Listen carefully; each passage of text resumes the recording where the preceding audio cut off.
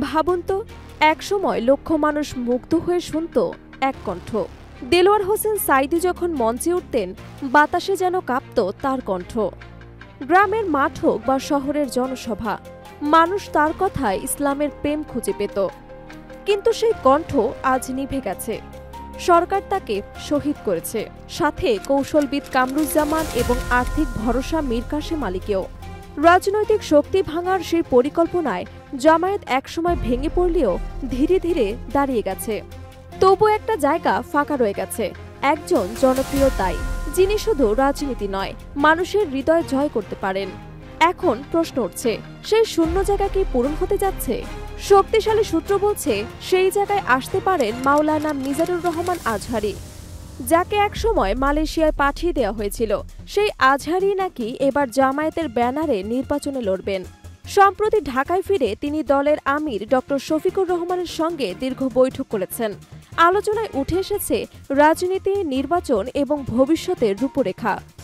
বৈঠকের শেষে তাদের হাসি মুখে ছবি এখন সোশ্যাল মিডিয়ায় ঝড় তুলেছে।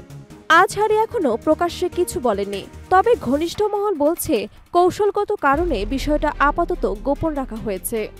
এরই মধ্যে তিনি ছোট ছোট ইসলামী দলের নেতাদের সঙ্গে যোগাযোগ করেছেন। চেষ্টা চলছে একটা ঐক্যবদ্ধ ইসলামী জোট গঠনের। আজহারীর আলাদা একটা দিক আছে, তিনি শুধু সাধারণ মানুষের মাঝেই নয়, বরং গুলশান বনানীর মতো অভিজাত সমাজেও প্রভাব ফেলতে শুরু করেছেন। সেখানে তিনি ইসলামের শান্তিবাণী ছড়িয়ে দিতে চান, বোঝাতে চান ইসলামী রাজনীতি মানেই নারীদের ভয় নয়, বরং উন্নয়ন এবং মর্যাদা। রাজনৈতিক দলগুলো তাকে কিভাবে দেখে? আওয়ামী লীগ তাকে সবসময় জামায়াত শিবিরের এজেন্ট বলেছে, এমনকি 2020 সালের সরকার তাকে দেশ ছাড়তেও বাধ্য করেছিলেন। বিএনপি তাকে নিরপেক্ষ চোখে দেখেননি। তিনি যখন বলেছিলেন এক দল খেয়েছে, আরেক দল খাওয়ার অপেক্ষায় রয়েছে, তখন বিএনপির অনেকে ক্ষেপে যান। তাই বিএনপিও তাকে শেষ পর্যন্ত জামায়াতের ঘেঁষা হিসেবেই দেখে। তাহলে সরাসরি জামায়াতে যোগ দিলে ক্ষতি কি, বরং উপকারী হবে?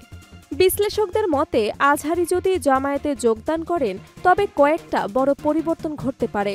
আওয়ামী লীগ এবং বিএনপির ভেতরে থাকা তার ভক্তরা জামায়াতের দিকেই ঝুঁকবে।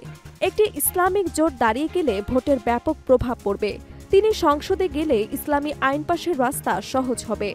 আর যদি শিক্ষামন্ত্রীর মতো দায়িত্ব পান, তবে ইসলামের আলোকে আধুনিক শিক্ষা ব্যবস্থা তৈরি করবে। তাহলে কি সাঈদীর শূন্যস্থান এবার পূরণ হতে যাচ্ছে? আজহারী কি জামায়াতের মঞ্চে নতুন টর্নেডো তুলবেন?